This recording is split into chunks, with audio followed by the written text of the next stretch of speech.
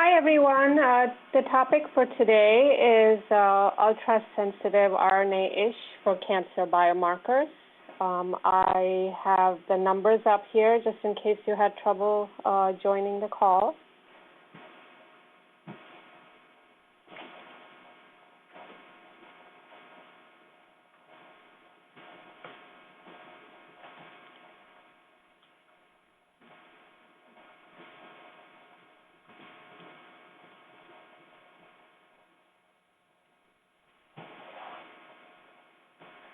So our webinar is split into two sections. In section one, we will be going over RNAscope technology and how it works. And in section two, Dr. Ma, our presenter, will be going over a few case studies. We'll be presenting 4 today. So we've split the Q&A into 2 parts. So you can ask questions through the Q&A feature on the webinar. It's in the panel called Q&A. Type in your questions, and after we go over the technology section, we'll go through some questions. You can also ask questions towards the end after we review the 4 case studies. And at this time, I would like to present Dr. Xiaojun Ma, Chief Scientific Officer of ACD.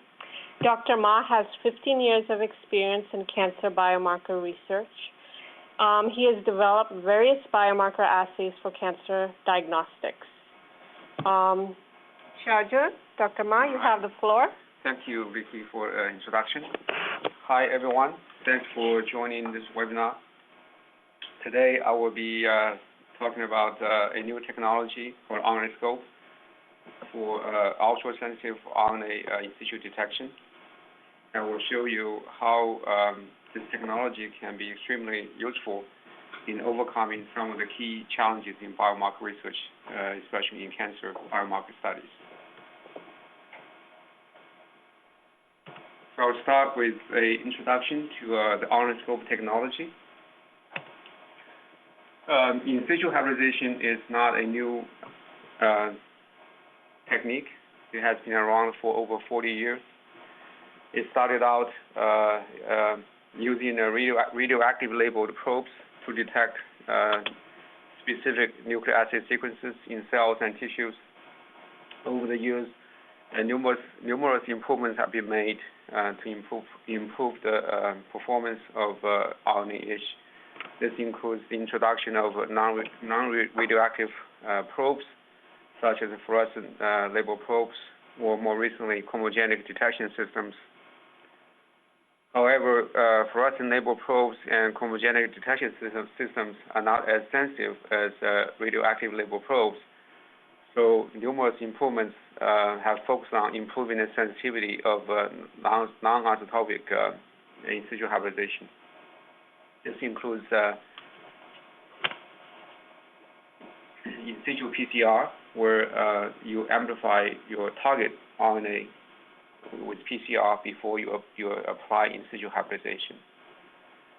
Signal amplification methods such as the TSA or branch DNA, rolling circle amplification, or hybridization chain reaction methods, they all designed to amplify the signal after in situ hybridization. However, despite these improvements, an RNAscope RNA ISH remains challenging or difficult to perform and inadequate for routine clinical use.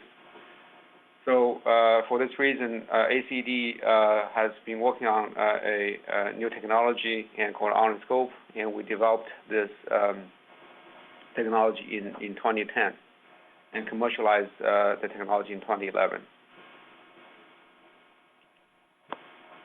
So what is different between RNAscope and previous RNA-ish methods? While previous RNA-ish methods really focused on improving the sensitivity of detection, they have not really addressed how to control the background from also being amplified. So RNAscope utilizes a special probe design strategy that simultaneously amplify the signal, but also suppressing the background. resulting in a almost 400-fold increase in signal-noise ratio. Another point about RNAscope assay is extremely streamlined. It really, compared to conventional assays, requires several days to complete. RNAscope assay can be performed in a single day.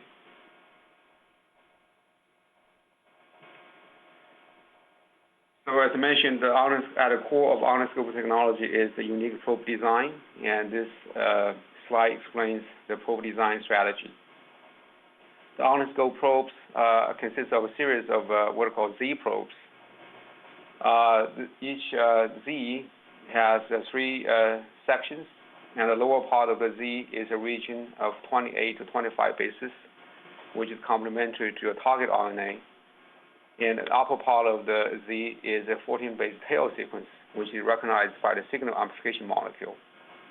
And between them is a linker, a spacer region. The Z probes are designed to hybridize in pairs, so we call it double Z probes. Each double Z pair hybridizes to a region about 50 bases in the target, and in the same time, the upper portion of the 2 Zs forms a 28 base pair region that is allows binding to the pre-amplifier. We typically design 20 such double Z probes for an mRNA over a region of 1 kilobase. I want to point out that the relatively short 50-base target region of each double Z pair, and the fact that we design 20 pairs when we only need 3 pairs for visualized signal, give us the robustness against partially degraded RNA, as such is the case in clinical specimens such as formalin-fixed paracrine embedded tissues.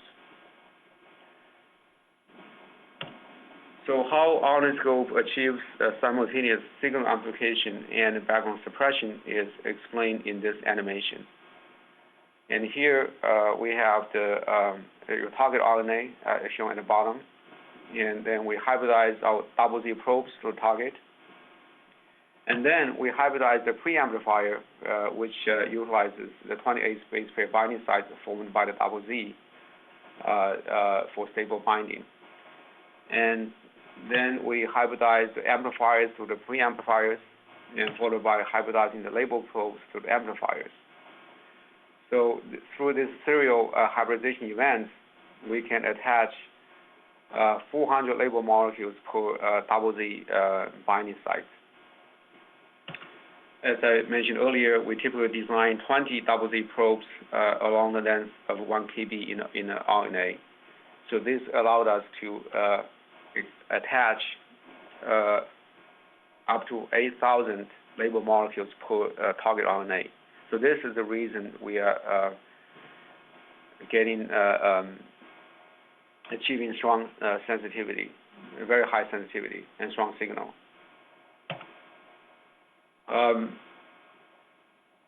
In the case of a non-specific target, one would expect that maybe one of the double Z pairs will non-specifically bind to it. However, the single Z binding will not support signal amplification because the single Z only provides half of the binding site for the preamplifier, which will be unstable under the hybridization conditions. So this is how RNAscope probe design allows simultaneous signal amplification and background suppression. And this concept is validated in this series experiment. Here we designed a preamplifier either with which combines 16 amplifiers, or combine only 1 amplifier, which means that there's no signal amplification.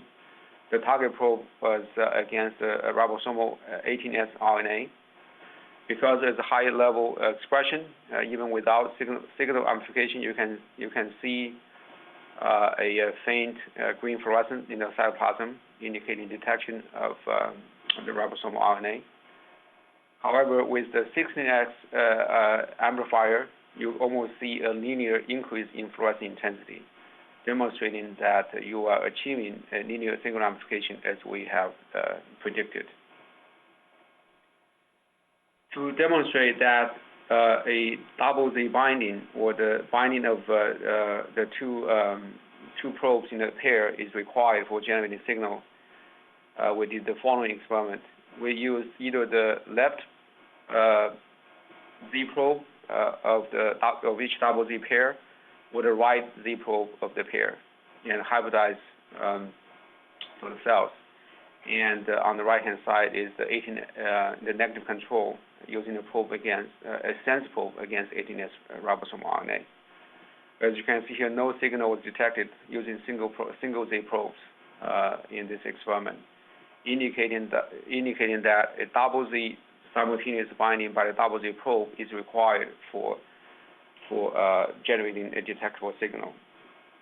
So this serial experiment really validates the concept of simultaneous signal amplification and background suppression.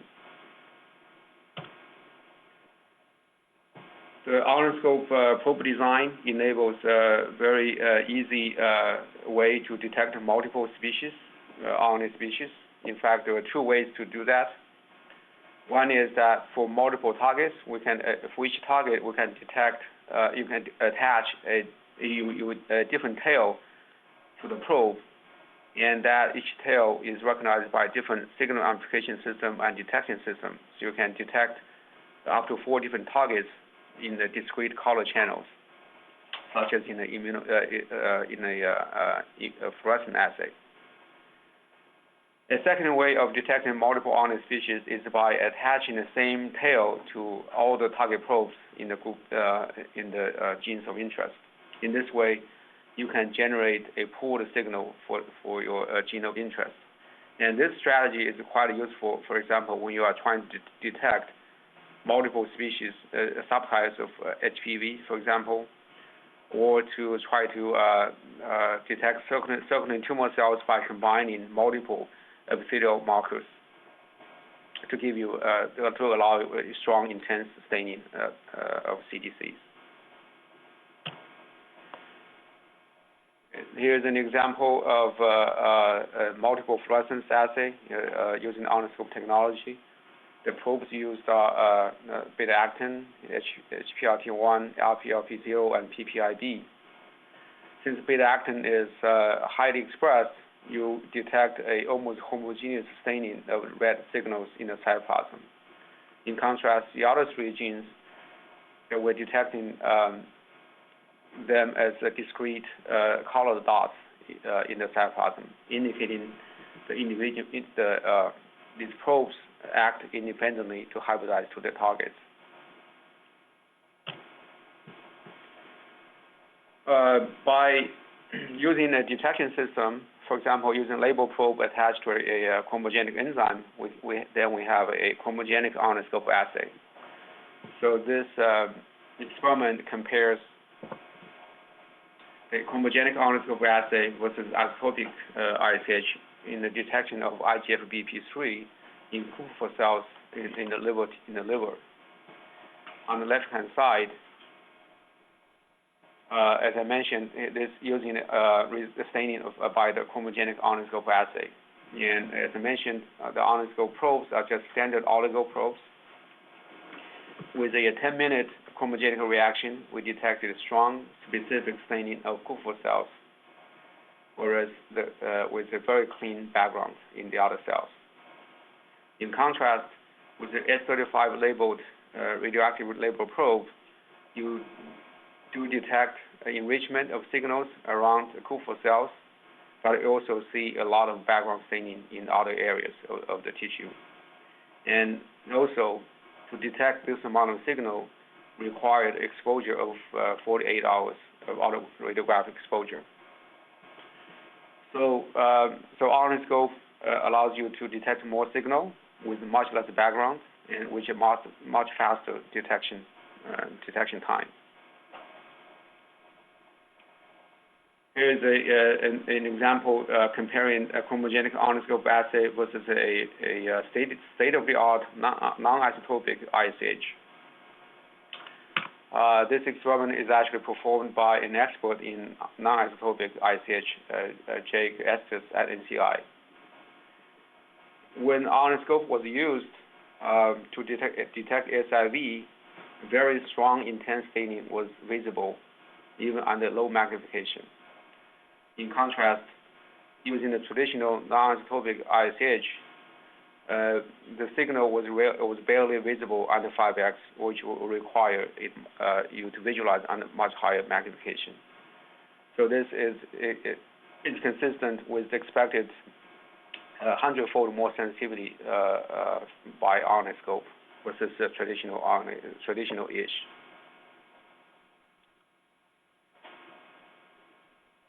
We have also automated the entire RNAscope procedure on two major auto-staining platforms, namely the Ventana and the Leica systems.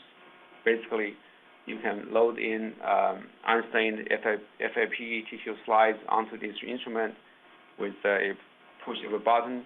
The instrument will perform all the steps of the procedure, including deparaffinization, pretreatment, hybridization, washing, and the staining steps. And after 9 hours, your slides are ready to be visualized under a microscope. So with this automation capability, one can easily integrate RNAscope-based assay with existing IHC or ISH assays in a clinical lab.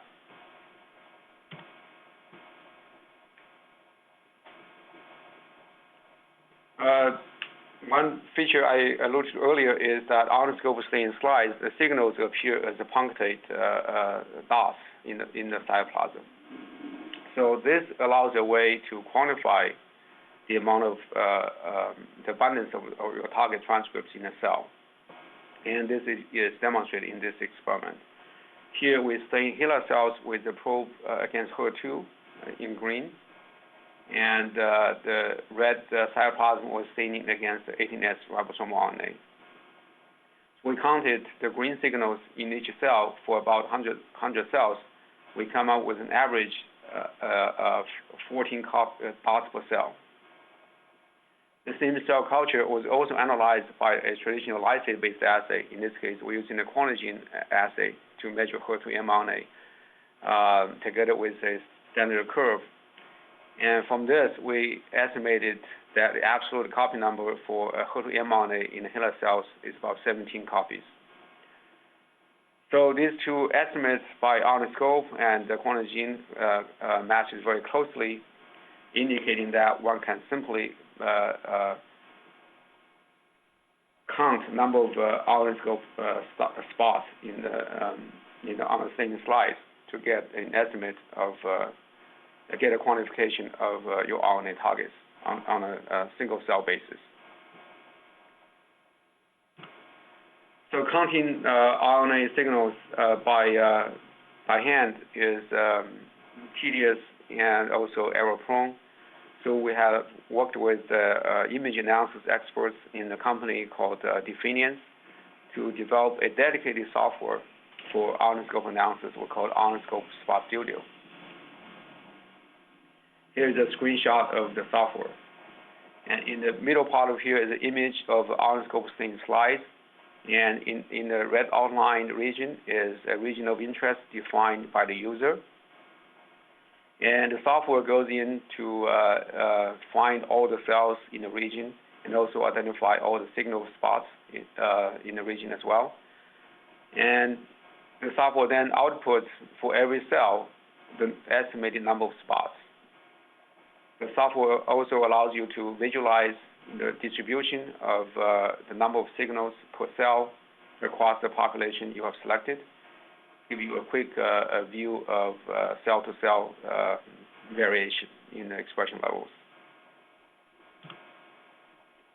We have used the automated staining and the quantitation software to measure HER2 mRNA expression in breast cancer and compare the results to that of RT-PCR. As you see here, the number of dots per cell from the RNAscope-based assay strongly correlate with qRT-PCR measurements. Importantly, there was excellent separation of HER2-positive cases indicated by the red color from the HER2-negative cases. And this is a part of a larger study we published last year, which really demonstrates that HER2 mRNA assay based on RNAscope can actually determine HER2 status.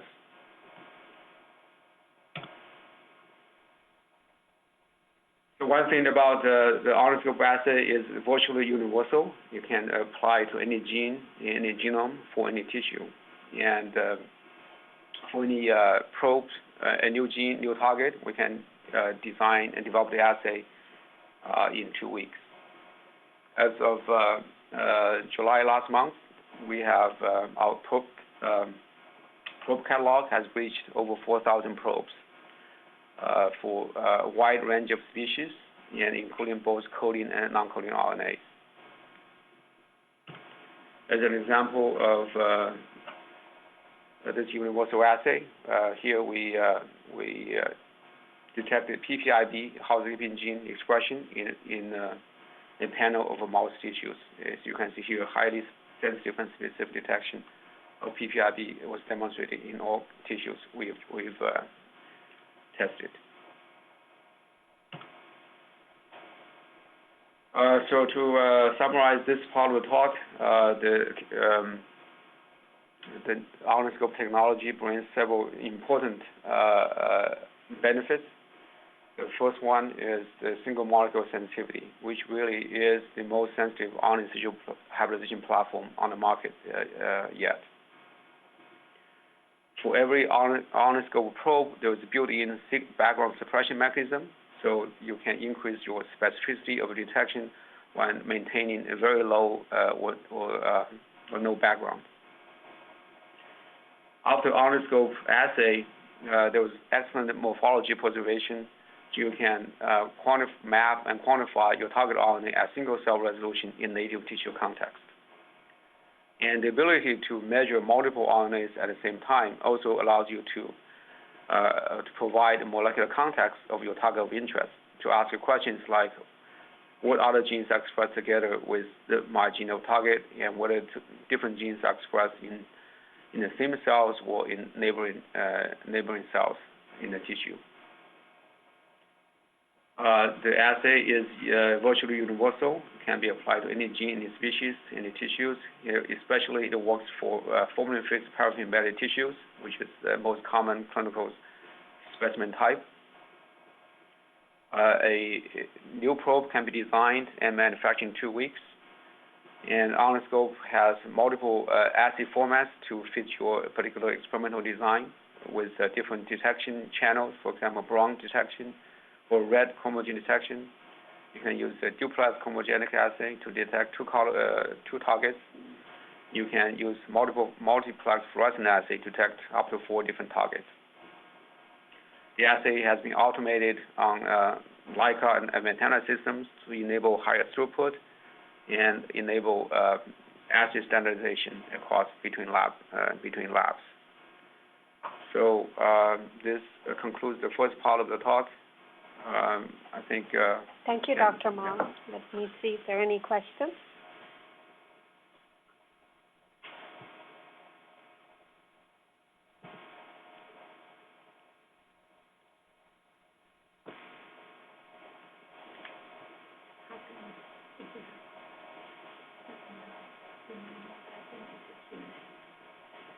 If anyone has any questions, go ahead and type your questions in the Q&A panel. It'll be in a drop-down menu in the panel. We'll wait for maybe a few seconds.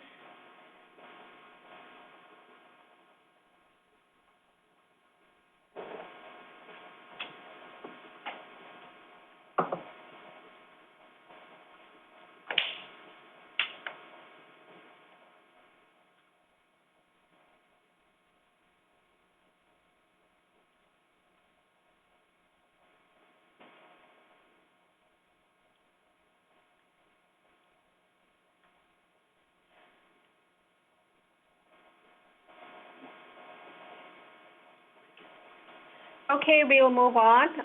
If anyone has any questions, you can always email it to us at marketing@acdbio.com. Or at the end, of course.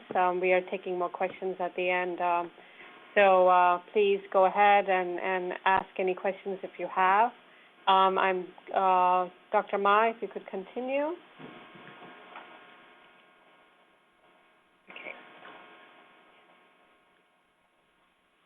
Okay. So we are going to move on to the second part of the talk, which is to explain how RNAscope can be applied to cancer biomarker studies. I will use several recent publications by users of RNAscope to demonstrate that how RNAscope can overcome some of the key challenges in cancer biomarker research. So the first challenge in cancer biomarker studies is that tumors are complex tissues. They're not just a mass of tumor cells, as you see illustrated here. In addition to the tumor cells, there are numerous other cell types in the tumor microenvironment, including immune cells, fibroblasts, endothelial cells, and others. And these other cell types in the tumor microenvironment play an important role in supporting the growth of the tumor cells and the eventual progression and metastasis. If you have analyzed gene expression of a tumor tissue like this using assays such as microarrays or RNA-seq, it will be impossible for you to identify which of these cell types actually expresses the marker, the genes that you identified, which is a very important question as the next step. And also the amount of contamination by adjacent normal tissue could also confound your interpretation of your gene expression measurements in such grind-bind assays. The second challenge is intratumor heterogeneity. Tumors are not only heterogeneous between patients, even in a single patient, in a single tumor, it can be highly heterogeneous. It's illustrated in this here. This tumor mass actually contains multiple subclones, which may have different aggressiveness with different potential to respond to therapies. If you have used a bulk tissue analysis method such as RT-PCR to look at this tumor, you will not be able to see there is actually underlying heterogeneity in this tumor. So for biomarker studies in cancer, one really needs contextual information in terms of knowing which cells in the tumor microenvironment expresses your marker and where they are expressed, and not just getting a number like a CT value of RT-PCR-based assay. So I will use several publications to illustrate that RNAscope can help overcome some of these key challenges. And this is the first paper, studying Hereglan.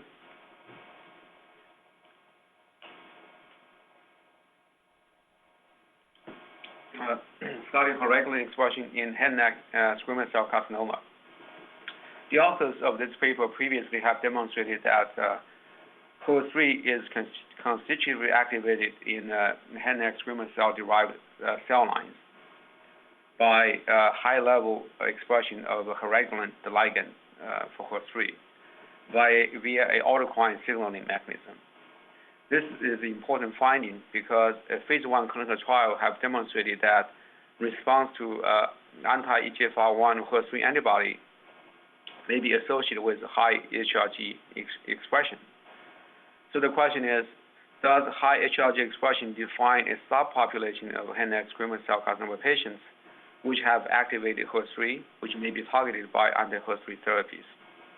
And one question within this is, what is the mode of signaling by Hereglan? Is it through an autocrine mechanism like you see in the cell lines, or through a paracrine mechanism?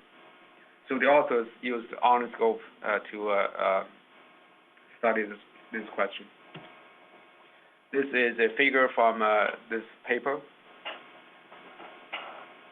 The assay they used is the duplex chromogenic assay to detect HER3 in red and heregulin in green simultaneously, showing on the top two panels normal and benign tissues.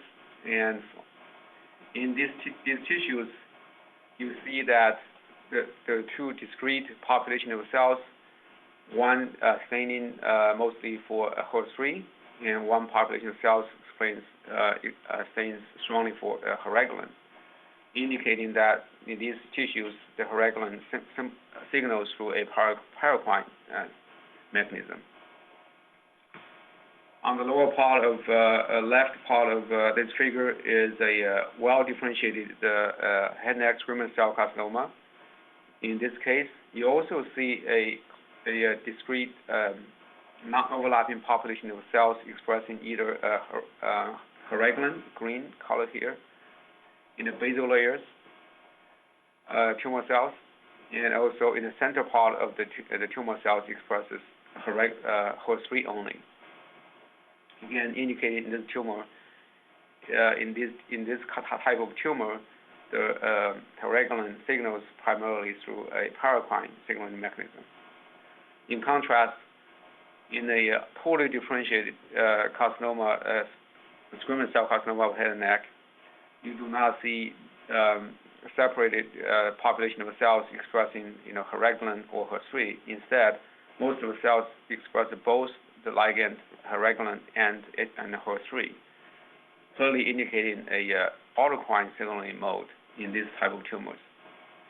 So with the morphological correlation of RNAscope, we can detect two different subtypes of head and neck cancers with different mode of HRG heregulin signaling. And this is information that would never be possible by bulk tissue analysis methods such as RT-PCR. Here is the second paper, and this paper studies Hedgehog signaling in a glioma. As you know, Hedgehog signaling is activated.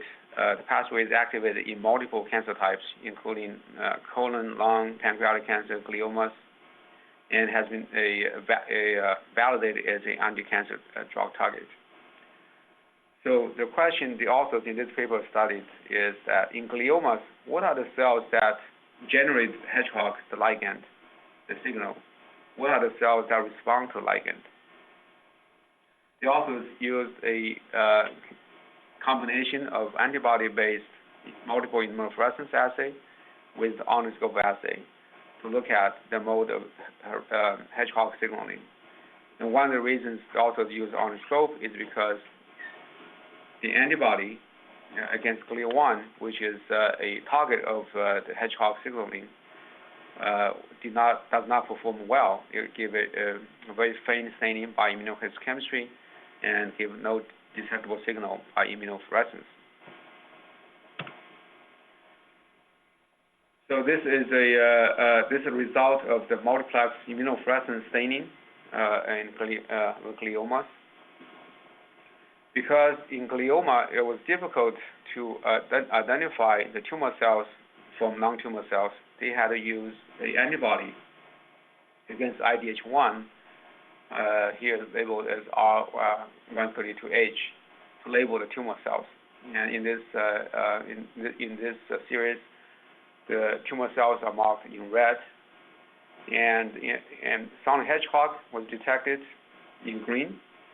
When you superimpose these two channels, you can see the Silent Hedgehog expressed in one of the tumor cells identified by IDH1 staining.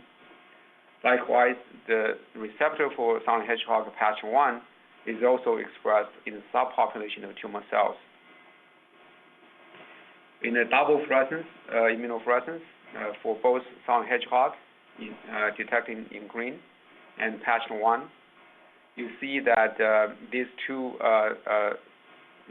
staining cells do not overlap, indicating that the Silent Hedgehog was produced by different cells than the cells that are responding to some hedgehog. The authors then use RNAscope assay to also evaluate glioma, the target of hedgehog signaling, in relation to the sound hedgehog expression, and they use this duplex RNAscope assay for this purpose. Sound hedgehog was detected in red, and glioma was detected in green. As you can see here, for the most part, the green cells which express glioma do not express the sound hedgehog, and this result is consistent with IHC result staining shown below, where sound hedgehog was detected in brown and glioma was detected in purple. As I mentioned earlier, the glioma antibody does not perform very well for IHC, so the purple staining was faint. But still, you can see that the brown staining as sound hedgehog producing cells do not overlap with glioma expressing cells. Then the authors also did a combined RNAscope assay with IHC. They used RNAscope to detect sound hedgehog in red, and used IHC to detect the patch1 receptor in brown. As you can see here, the brown staining, patch1 staining cells do not express sound hedgehog, and conversely, the sound hedgehog staining cells do not express patch1. So through these combined studies, the authors was able to demonstrate there's a very quite novel paracrine mechanism in glioma, which is different from other cancers people have looked at in the past. In the case of glioma, there was a paracrine mechanism, signaling mechanism, but this signaling is between tumor cells. That is, there's a two population of tumor cells in the same tumor. One generates the signal, generates the hedgehog ligand. One responds to the receptor, to the ligand. In contrast, in lung cancer, it was found that hedgehog signals primarily through an autocrine mechanism. In colon cancer, although a paracrine mechanism was demonstrated, but the signaling was different. It was signals wasn't generated by tumor cells, but the receptors and response was generated in the stromal cells. So this paper also demonstrates that RNAscope can be a great complementary tool to IHC when IHC antibodies does not perform reliably.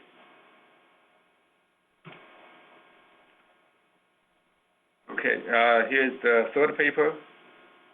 In this paper, the authors used RNAscope to detect a novel diagnostic assay for diagnosis of phosphaturic mesenchymal tumors, or PMTs. And PMTs are rare tumors of the bone and soft tissues. Most patients with PMT, they have long-standing osteomalacia due to the hormone FGF23 overproduction in the tumor cells. So FGF23 is a excellent marker for diagnosing PMT. The question is, what is the assay for measuring FGF23? Unfortunately, the antibodies against FGF23 has been unreliable and give inconsistent results. So the authors of this paper previously have developed a RT-PCR-based assay for FGF23 mRNA. Although the assay was successful, largely successful, it also has limitation in terms of specificity because it lacks morphological correlation. Adjacent contamination of adjacent normal tissue can contribute to a positive signal, which leads to a false positive diagnosis. So with ability, the RNAscope assay's ability to correlate morphology to biomarker expression, the authors try to reason that there will be a more accurate assay than PCR-based assay. Here, I've mentioned PMTs can derive either from soft tissue or bone. So here's some examples of staining of these two types of PMTs. And here is a soft tissue derived PMT stained with H&E to visualize morphology. And it's under low magnification. On the right-hand side is a high magnification view of the same tumor. And in this soft tissue derived PMT, the RNAscope assay was able to detect robust FGF23 mRNA expression. Here is a H&E image of a bone-derived PMT, and in this bone sample, RNAscope assay was also able to detect robust FGF23 expression. So in the 25 cases of PMTs, soft tissue and bone-derived PMTs, out of the 23 informative cases, the RNAscope assay detected FGF23 expression in 21 of 23 cases, demonstrating a 96% sensitivity. In contrast, in non-PMTs, for example, in various sarcomas or carcinomas, no FGF23 overexpression was detected by RNAscope, indicating complete specificity.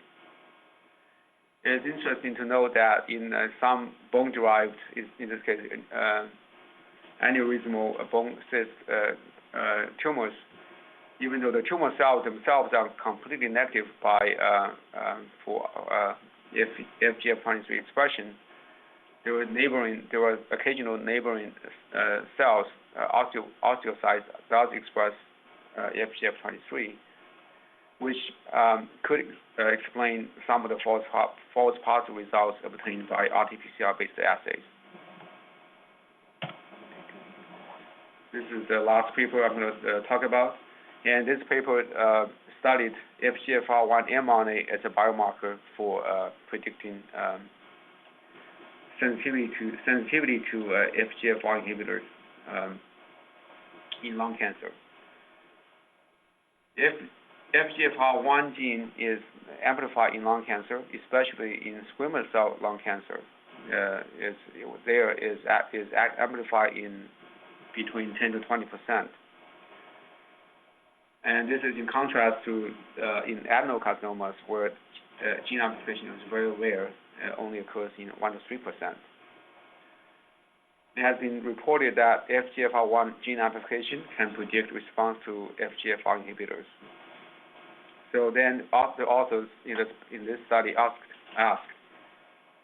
is FGFR1 mRNA or protein a better biomarker than gene amplification for predicting response to FGFR inhibitors? So the authors used RNAscope to assess FGFR1 mRNA in a large series of lung cancer cell lines and primary lung cancers in the form of TMAs, tissue microarrays.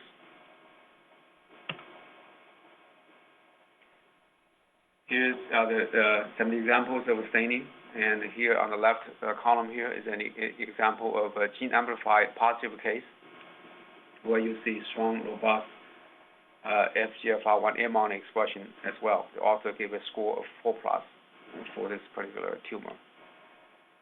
In contrast, in a non-amplified case, you do not detect any FGFR1 mRNA expression. However, the concordance between gene copy numbers and mRNA expression is far from complete, as indicated in the Venn diagrams below.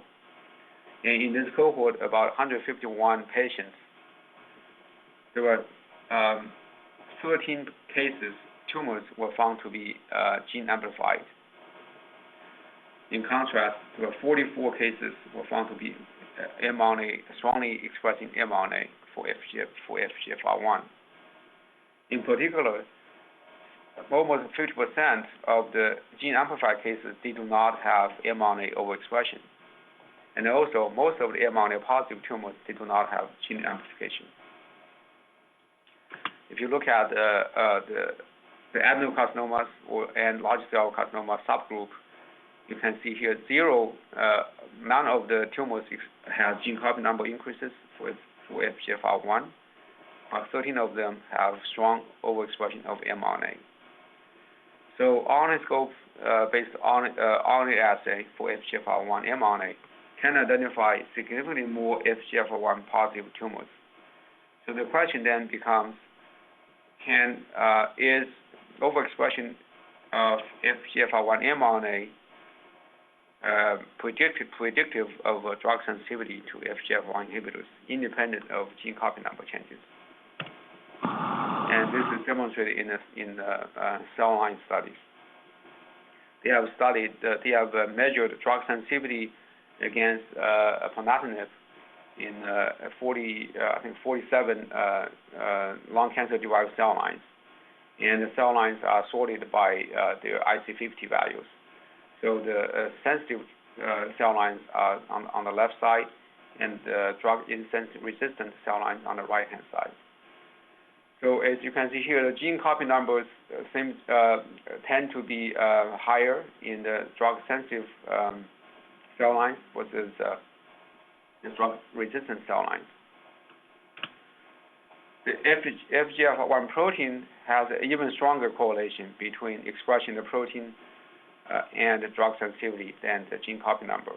Likewise, the FGFR1 mRNA also shows a very strong correlation between overexpression of mRNA and drug sensitivity.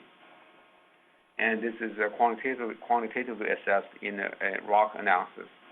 As you can see here, there's a modest predictive power for gene copy number with the AUC value of 0.7. Whereas FGFR1 mRNA or protein has much higher predictive power. With FGFR1 mRNA, it has the AUC values of over 0.9. So this data shows that RNA and protein expression of are more predictive for drug sensitivity than gene copy number in this particular case. So this study established that FGFR1 mRNA is a potential companion diagnostic biomarker, and FGFR1 mRNA levels do not always correlate with gene copy numbers. You have cases where gene amplification occurred without overexpression of the mRNA, and also have a large number of cases that overexpression of the mRNA do not involve gene amplification. In the cell lines drug sensitivity profiling experiment, it has shown that FGFR1 mRNA is a much better predictor of drug sensitivity than gene copy number. The RNAscope-based assay can identify many more patients that may potentially benefit from therapy than gene copy numbers. In this particular cohort, 29% of the lung cancers were positive by mRNA versus only 8.6% positive by gene copy numbers. And this is very significant because if you had used gene copy number to select for patients for therapy, and some of these patients actually do not express FGFR1, they're unlikely to respond to the anti-FGFR therapy. So the RNA-based assay may potentially increase response rate by excluding those patients. These results of this study prompted a clinical trial to formally compare the predictive power of FGFR1 gene copy number and mRNA for a FGFR inhibitor ponatinib. In summary, the first paper used the RNAscope to discover two subtypes of head and neck squamous cell carcinoma with different modes of hereditary signaling.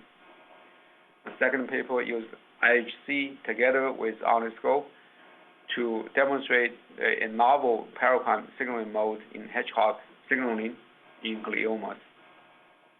The third paper used the RNAscope to develop a novel diagnostic assay for PMT by identifying the source of FGF23 mRNA. The last paper demonstrates that uses RNAscope to demonstrate that FGFR1 mRNA can be a superior biomarker to predict drug sensitivity to ponatinib than gene copy numbers in lung cancer. These 4 papers are just examples of over 100 peer-reviewed publications that appeared recently in the last few years by users of RNAscope. You're welcome to download this full list of publications to get a broader sense of areas application of RNAscope technology. To summarize the talk, we hopefully have demonstrated that RNAscope technology brings unique capabilities, and its unique capabilities can be translated into benefits for cancer research. For example, the single molecule sensitivity and specificity allows us to detect very low abundance transcripts, biomarkers, even in formalin fixed paraffin-embedded tissues. The single cell resolution and morphological preservation allows interrogation of a tumor microenvironment and allows the evaluation of central tumor heterogeneity, as demonstrated in the papers I discussed. The assay is virtually universal and has a rapid assay development time, so which can be used to develop new markers, new assays for new biomarkers, and allows you to translate your biomarker discoveries into clinically meaningful applications. Okay, I think that's all I have for today. Thank you for listening. Just checking if there are any questions.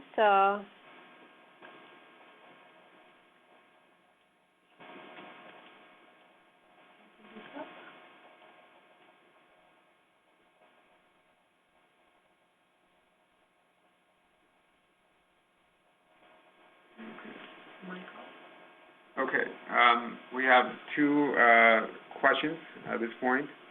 The first question is how much does it cost per slide for the detection system, for using the Ventana discovery system? So I think we will probably have to check with our sales team on that question because we'll probably need to look into that. But thank you for that question, and we have one more. Yeah, question. We can get back to you on some numbers. Of course, this also depends on the volume. Basically, a lot of factors determines the actual pricing. Yeah. The second question is, can you elaborate how the assay is set up? Is RNAscope easy to set up even without a Ventana-like machine? Okay. Good question, and I probably did not emphasize that RNAscope, actually most of the publications that in the literature now, they use a manual setup instead of using automated assay. And a manual assay requires minimum investment in equipment. The only equipment that requires that is kind of needed is a hybridization oven, which we provide. We call it HybEase oven, which maintains high humidity during the hybridization, so you can you do not lose your reagents during the incubation steps. So yes, so the assay can be easily set up and can be run manually without automation instruments. Okay, thank you, Dr. Ma. Yeah. Thank you for joining the webinar, and hope to see you at the next webinar. Bye.